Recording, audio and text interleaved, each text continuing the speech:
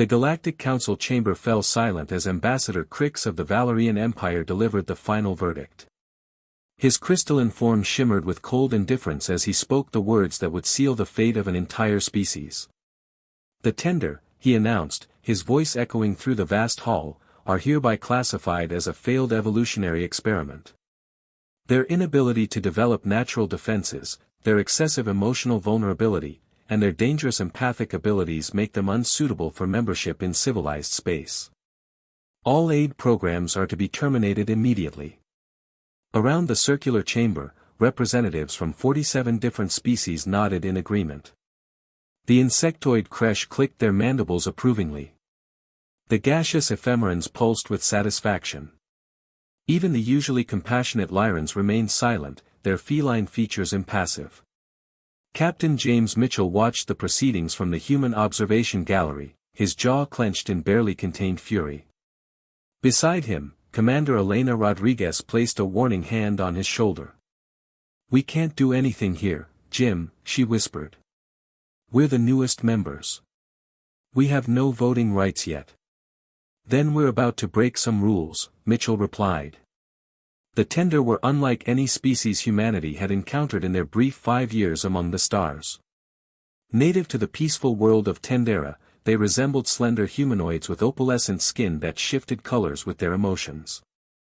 They had no weapons, no aggression, no concept of violence. Their empathic abilities allowed them to feel the emotions of others, making war and conflict literally painful for them to contemplate. But that same gift had become their curse. When the predatory Vex invaded their system, the Tender had been helpless.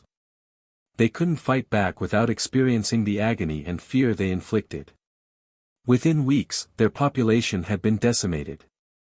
The Galactic Council had intervened, driving back the Vex, but the damage was done. Now, with the Vex threat contained, the Council had decided the Tender were too much of a liability. Their weakness invited aggression. Their empathy was seen as an evolutionary dead end. Better to let natural selection take its course. "This is genocide by neglect," Mitchell said, standing abruptly. The sudden movement drew attention from below. Ambassador Crix's multifaceted eyes turned toward the human gallery. "Does the human observer have something to contribute?"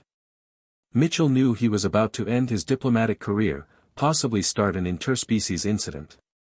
But as he looked at the display screen showing the frightened Tender huddled in refugee camps, their skin flickering with fear, he knew there was only one choice. "Humanity formally requests custody of the Tender refugees," he declared, his voice carrying across the chamber. "We'll provide them sanctuary, protection, and citizenship if they desire it." The chamber erupted in shocked murmurs. No species had ever adopted another. It simply wasn't done. Ambassador Crix's form darkened with anger. "You don't understand what you're offering, human. These beings will be a drain on your resources forever." Mitchell smiled grimly. "Maybe. But we know what it's like to be underestimated." The human transport ship Defiance approached Tendera orbit with no fanfare. Captain Mitchell stood on the bridge, watching the scarred planet rotate slowly below. Entire cities lay in ruins, monuments to the Vex invasion and the Council's subsequent indifference. "Sir, we're being hailed," Lieutenant Marcus Webb reported. "It's the Tender emergency government." On screen. The holographic display flickered to life, revealing a Tender female whose skin swirled with anxious purples and grays. Her large, dark eyes held both hope and fear. "I am Eliera, speaker for the Tender survivors," she said, her voice melodic despite her obvious distress. "We received your message, Captain Mitchell, but we must be certain. Why would humanity help us when all others have abandoned us?" Mitchell leaned forward. "Because we've been where you are. 3 centuries ago, Earth was on the brink of destruction. We faced extinction from our own hands, climate collapse, nuclear war, pandemic. We survived because some people refused to give up on humanity, even when it seemed logical to do so." Eliera's skin flickered with yellow, confusion mixed with curiosity. "But we are not your people. We are broken. The council is right. We cannot defend ourselves. We cannot even bring ourselves to harm others, even in self-defense. We feel their pain as our own. That's not a weakness, Mitchell said firmly. That's an strength we've been trying to cultivate in ourselves for millennia. You've evolved past violence, Iliera. That's not failure, that's transcendence. Beautiful words, Captain. But they won't stop the next species that decides to prey upon us. Commander Rodriguez stepped forward. Then we'll be your shield. Not because you're weak, but because you represent something worth protecting. The universe has enough warriors, Iliera. It needs more peacemakers. For a long moment, Iliera was silent, her skin shifting through a rainbow of emotions. Finally, it settled into a warm golden hue. Our empathic abilities allow us to sense truth from deception, she said quietly. I feel no deception in your words, only hope. It's been so long since I've felt that from another species. We're prepared to evacuate all survivors to human worlds, Mitchell continued. You'll have full citizenship rights, protection, and the freedom to rebuild your culture. Some of our colonies have already volunteered to host tender refugees. Why? Elyra's voice cracked with emotion. Why would your people volunteer such a burden? Because, Lieutenant Webb interjected from his station, his voice thick with emotion, my grandmother was a refugee. My family comes from a part of Earth that was destroyed by war. Other humans took us in, gave us a chance. We're just paying it forward. Elyra's skin bloomed into brilliant gold, tears streaming down her face. Around her, other tender appeared in the transmission, all displaying the same radiant color. We accept, Iliera said. And Captain Mitchell, thank you for seeing us as we truly are, not as the Council defines us. As the transmission ended, the bridge crew erupted in quiet celebration. But Mitchell felt a chill run down his spine. Through the viewport, he could see dozens of ships in high orbit, Council monitoring vessels, all watching. They're not going to like this, Rodriguez murmured. No, Mitchell agreed. They're not. But we didn't join the Galactic Council to be liked. We joined to make a difference. 3 months after the evacuation began, the colony world of New Haven had been transformed. The small human settlement had swelled to accommodate 15,000 tender refugees, and the cultural integration was proceeding far better than anyone had dared hope. Dr. Emily Washington walked through what the settlers were calling Unity Square, a plaza where human and tender architecture blended seamlessly. Tender crystalline structures grew organically alongside human buildings, creating a unique aesthetic that seemed to shimmer in the dual sun's light. The integration metrics are remarkable, said her research partner, David Kim, scrolling through data on his tablet. Crime rate, effectively zero. The tender can literally feel when someone is distressed or planning something harmful. They alert us before incidents occur.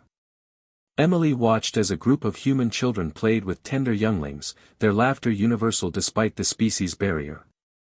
The young tender's skin sparkled with joyful pinks and golds as they learned Earth games. It's not just crime prevention, Emily observed. Look at the psychological health indicators. Depression among human colonists has dropped by 40%.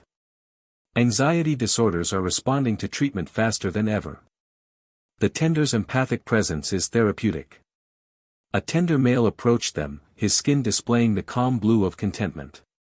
Emily recognized Thalen, one of the community leaders. Dr. Washington, I hope I'm not interrupting. Not at all, Thalen. We were just discussing how well the integration is going. Thalen's skin rippled with gentle humor. It is, unexpected. We feared we would be a burden, taking without giving. But humans keep telling us about the gifts we bring. Because it's true, David said. Your people have an intuitive understanding of emotional and psychological health that we're only beginning to comprehend. You're teaching us as much as we're protecting you. Yet protection is still necessary, Thalen said, his skin darkening slightly. I sense ships in orbit. Not human ships. Emily's communicator chirped urgently. Washington here. Doctor, this is orbital control. We have 6 Valerian Empire vessels requesting permission to land. They're demanding to inspect the tender population. Emily and David exchanged alarmed glances. On whose authority? They claim the Galactic Council has granted them oversight of all protected species. They want to verify the tender are being treated according to Council standards. That's ridiculous, David snapped.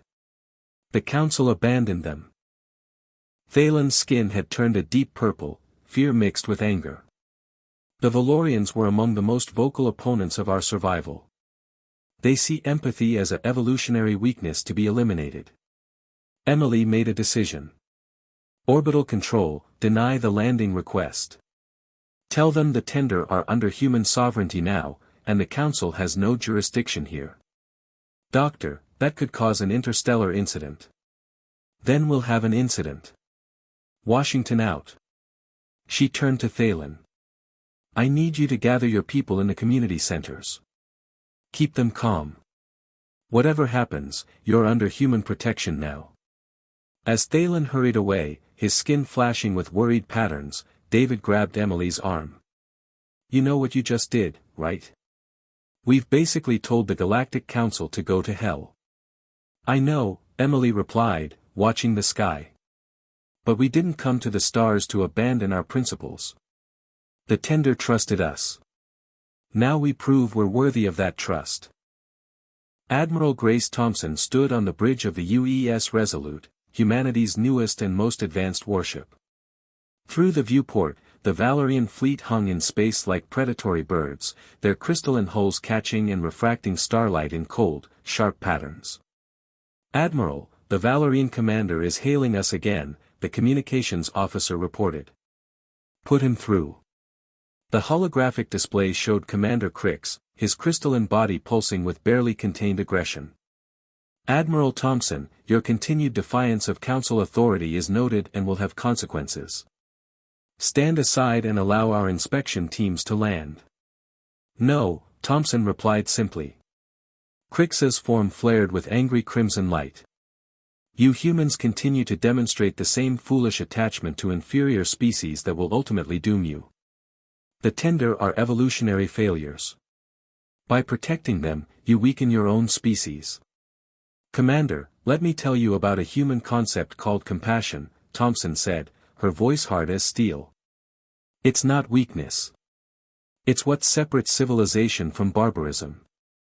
Every species in your precious council has abandoned the tender because they're inconvenient. That tells me more about you than about them. Your sentimentality is. I'm not finished, Thompson interrupted, a rare smile crossing her face. Here's what's going to happen. You're going to leave our space. You're going to report back to the Council that the tender are thriving under human protection. And you're going to explain that any further harassment will be considered an act of war. The bridge fell silent. Even Thompson's own crew looked shocked. Humanity had been part of the Galactic Council for only 5 years. They were the newcomers, the primitives who'd barely mastered FTL travel. Threatening a founding council species was unthinkable. Crix's laughter was like shattering glass. War. You would go to war over these empathic weaklings. Humanity numbers barely 8 billion across all your worlds. The Valerian Empire alone has populations in the trillions. And yet, came a new voice, here you are, talking, instead of acting. Dr. Emily Washington appeared in the holographic transmission, standing beside Admiral Thompson's image. Behind her, thousands of humans and tender stood together in Unity Square. Commander Crix, I'm broadcasting from New Haven Central Plaza, Emily continued. What you're seeing is something your empire abandoned millennia ago, different species choosing cooperation over competition. The tender are teaching us things about empathy, psychology, and peaceful coexistence that your military empire has forgotten. Primitive nonsense, Crix spat. Is it? Emily smiled. Iliera, would you join us? The tender leader stepped forward, her skin displaying a complex pattern of colors that even translated through the hologram with emotional impact. When she spoke, her voice was gentle but firm. "Commander Crix, I can feel your emotions even across this distance. You're not angry. You're afraid." Crix's crystalline form flickered. "I fear nothing." "You fear irrelevance," Eliera continued. "Your empire is built on strength and dominance. The humans offer a different path: cooperation, protection for the vulnerable, strength used to defend rather than conquer. If they succeed with us, it proves everything your empire stands for is obsolete." For the first time, Crix was silent. Admiral Thompson leaned forward. "Go home, Commander. Tell the Council that humanity draws a line here.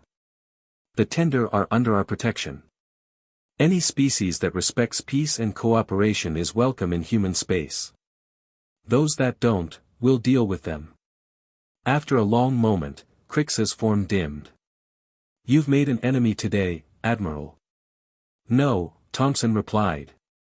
"You made an enemy when you abandoned a helpless species to die. We're just standing in your way." The Valerian fleet turned and vanished into FTL, leaving human space. In Unity Square below, the crowd erupted in cheers.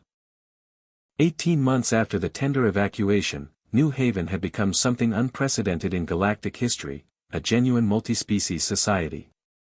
But more surprisingly, the economic and social data showed that humanity wasn't just surviving the integration, they were thriving. Minister of Colonial Affairs Jackson Rivers reviewed the quarterly reports with growing amazement. "This can't be right. Colony productivity is up 37%. Social cohesion indices are the highest we've ever recorded." His aide, a young woman named Keiko Tanaka, nodded enthusiastically. "It's real, sir. And it's spreading. 7 more human colonies have requested tender populations. They're calling it the empathy dividend." Jackson stood and walked to his office window, looking out over Geneva's skyline. Somewhere out there, in those streets, lived 300 tender refugees who'd chosen Earth itself as their new home. "Explain the empathy dividend to me." Keiko pulled up holographic charts. The Tender's empathic abilities create a feedback loop of emotional awareness. In communities with tender populations, humans become more attuned to each other's emotional states. Mental health interventions happen earlier. Conflicts get resolved before they escalate. It's like they raise the emotional intelligence of entire populations just by being present. "And the Council thinks this is weakness," Jackson muttered. "Not all of them. We're receiving quiet inquiries from 3 species, the Lyrans, the Meridians, and surprisingly, the Kresh. They want to observe our integration programs." Jackson turned sharply. "The Kresh voted to abandon the Tender." "They did. But their hive intelligence is logical above all else. They're seeing our economic and social data, and they're curious. Sir, I think we're proving something the Council didn't expect, that compassion has measurable, practical value." Before Jackson could respond, an urgent communication flashed on his desk. It was from Admiral Thompson's fleet. "Minister Rivers, we have a situation. A Tender colony ship has been discovered drifting near the border of the restricted zone. It's been severely damaged. There are survivors, but they're not alone." Jackson's blood ran cold. "What do you mean, not alone?" "They have children with them, Minister. Tender children who weren't born on Tendera. They were born in captivity. The rescue operation was mounted within hours. Captain Mitchell personally led the boarding team, his Marines moving cautiously through the damaged vessel's corridors. What they found would haunt him forever. In the ship's cargo hold, converted into makeshift cells, they discovered 200 Tender captives. Their skin displayed colors Mitchell had never seen, deep blacks and grays that spoke of trauma beyond words. Among them were children, some barely old enough to walk, their empathic abilities apparently muted by whatever horrors they'd endured. "Who did this?" Lieutenant Webb whispered, his voice thick with rage. A Tender adult approached them, his skin flickering weakly. "The Syndicate," he rasped. "Criminal consortium. They've been collecting empaths. Selling us to species who want to use our abilities for interrogation, manipulation, control. We escaped when our ship was damaged in a spatial anomaly. Mitchell felt sick. How many more? Thousands. Maybe tens of thousands. Taken after the Council abandoned us, sold across the black market. The galaxy saw our vulnerability and made us commodities. As medics began treating the survivors, Mitchell contacted Admiral Thompson directly. "Admiral, we have a bigger problem than we thought. The tender weren't just abandoned, they've become victims of the largest trafficking operation in galactic history. And the Council did nothing." Thompson's face was grim. "Because they didn't know, or because they didn't care? Does it matter?" "Admiral, we can't just protect the tender in our space. We need to find and rescue all of them." "That's a tall order, Captain. We're talking about operations across potentially hostile space." Mitchell looked at the traumatized tender being carried to safety, at the children who'd never known anything but captivity. "Then we'd better get started." The revelation of the tender trafficking network shocked human space and divided the Galactic Council. While officially maintaining their stance that the tender were an evolutionary dead end, several Council species quietly expressed horror at the trafficking itself. Commander Elena Rodriguez had been tasked with creating humanity's response, and she'd built something the galaxy had never seen, the Liberation Fleet. "It's not a military operation," she explained to the assembled captains in the briefing room. "We're not invading anyone. We're conducting rescue operations in neutral or unclaimed space, following leads on trafficking networks, and providing sanctuary to any tender we find." Captain Mitchell studied the star map displaying known trafficking routes. "And when we encounter resistance? We've been authorized to use necessary force in defense of innocent lives," Rodriguez replied. "But our primary mission is rescue, not combat. We go in fast, extract the tender, and get out." "What about the criminals running these operations?" asked Captain Sarah Williams of the UES Guardian. "We document everything. Evidence, locations, individuals involved. We're building a case that will present to any Council species willing to listen. Some of them are already making noise about trafficking being a violation of galactic law." Over the next 6 months, the Liberation Fleet conducted 17 rescue operations. They pulled tender survivors from underground markets on fringe worlds, from research facilities where their empathic abilities were being studied and weaponized, from corporate vessels where they were used as living lie detectors. Each rescue added more data to humanity's growing evidence file. More importantly, each rescue brought more survivors into human protection, and their stories began to change the galactic conversation. The turning point came on a barren moon called Desolation's Rest. Captain Mitchell's team had tracked a large trafficking convoy to this remote location. Intelligence suggested at least 500 tender captives were being held in a converted mining facility, waiting to be distributed to buyers across the sector. "This is bigger than anything we've hit before," Lieutenant Webb said, reviewing the tactical scans. "They've got mercenary protection. Heavy weapons. They're not going to just let us walk in." Mitchell was about to respond when Elura's voice came through the comm. She'd insisted on accompanying the mission, despite the danger. "Captain, I can feel them. So many tender, all afraid. But there's something else, hope. They can feel us approaching. They know rescue is coming. Then we don't disappoint them. Guardian, Defiance, coordinate your approach. We're going in." The battle was brief but intense. Human Marines moved with precision, their non-lethal weapons designed to incapacitate rather than kill, a tactical approach influenced by tender philosophy. The mercenaries, expecting a conventional assault, were unprepared for humanity's creative tactics. Within an hour, the facility was secured. As the doors to the holding cells opened, Mitchell witnessed something extraordinary. The tender survivors, starved and traumatized, their skin displaying colors of pain and fear, suddenly bloomed into brilliant gold as they recognized their rescuers. But more than that, they recognized Eliera. The speaker survived, One of them whispered, the word spreading through the crowd like wildfire. The Tender survive. We're not alone anymore. Iliera moved among them, her own skin radiant with joy and sorrow, her empathic abilities allowing her to provide comfort in ways humans couldn't. But she turned to Mitchell, tears streaming down her face. Captain, there are more. I can feel them. Hundreds more, scattered across dozens of facilities. We can't save them all, can we? Mitchell placed a gentle hand on her shoulder. Iliera, we've rescued 800 Tender in 6 months. Every one of them is now safe in human space. That's 800 lives that matter. We'll keep going, keep rescuing, until we find them all. I promise you that. As the survivors were loaded onto transport ships, Lieutenant Webb pulled up a communication. Sir, you need to see this. It's from the Lyran Federation. The message was simple but profound. Humanity's liberation fleet has proven that compassion is not weakness. The Lyrans formally request to join your rescue operations. We will not stand idle while sentient beings suffer.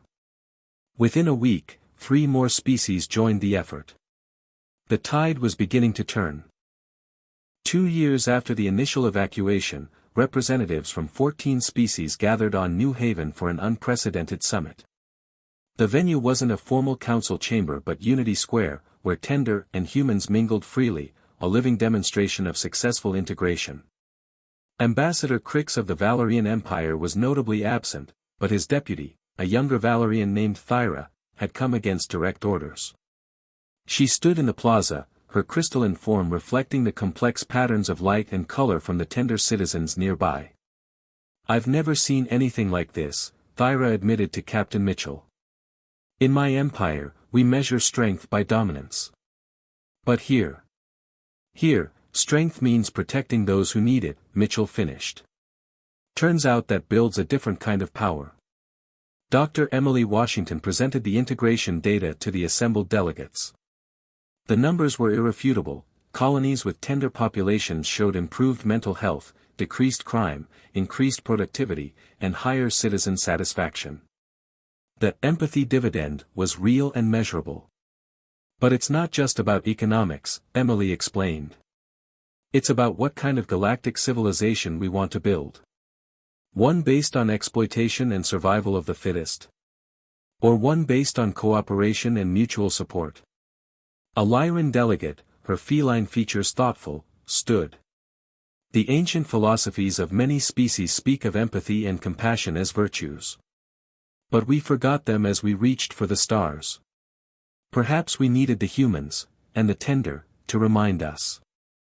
Iliera stepped forward, her skin displaying the calm blue of confidence, a color rarely seen in Tender before their adoption by humanity.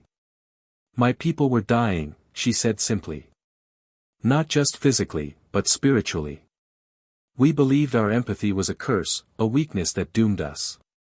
The humans showed us it was our greatest gift. They didn't just save us. They helped us save ourselves. Thalen joined her, along with other Tender leaders. Now we want to give back. We're proposing the creation of an empathic council, a body of Tender advisors who can work with any species to improve emotional intelligence, resolve conflicts, and build healthier societies. The implications rippled through the assembly. Several delegates looked uncomfortable, but others leaned forward with interest. Minister Jackson Rivers stood. Humanity isn't seeking to dominate the council or impose our values. We're simply demonstrating an alternative path. Any species that wants to work with us and the Tender is welcome. Those that don't, well, they can continue as before. And the trafficking networks, demanded a Kresh representative, their mandibles clicking sharply. What of those?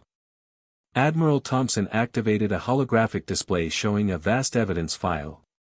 We've documented 217 separate trafficking operations. We have names, locations, financial trails. The Liberation Fleet has rescued over 1,500 Tender and will continue operations indefinitely. We invite any species to join us. You're creating a parallel power structure, Thyra observed. One that challenges the Council's authority. No, Mitchell replied. We're creating something the Council should have been all along, a force for protecting the vulnerable rather than ignoring them. If that challenges authority built on indifference, so be it. The summit ended with 7 species formally joining humanity's integration and rescue programs. 3 more pledged to investigate trafficking operations in their territory. Even the Kresh, still officially maintaining that the tender were inefficient, quietly began diplomatic overtures. As the delegates departed, Eliera stood with the human leadership team, watching the sunset paint the sky in colors that matched her skin's emotional displays. 2 years ago, my people had no future, she said softly. We were abandoned, forgotten, dismissed as evolutionary failures. Now we're teachers, advisors, citizens of a growing coalition. How did you know? How did you know we were worth saving? Admiral Thompson smiled. We didn't know. We had faith. Faith that compassion matters, that empathy has value, that protecting the vulnerable makes us stronger, not weaker. And faith, Captain Mitchell added, that the right thing to do doesn't need to be the logical thing. Sometimes it just needs to be the human thing. In the plaza below, human children and tender younglings played together, their laughter echoing into the evening. Above them, ships from a dozen species orbited peacefully, the beginning of something new. The Galactic Council had abandoned the tender, declaring them evolutionary dead ends. Humanity had proven that evolution isn't just about strength or survival. It's about growing together, protecting each other, and believing that empathy, not dominance, is the highest form of intelligence. The tender had found not just sanctuary, but purpose. And humanity had found something just as precious, proof that they'd brought their best qualities to the stars. The end.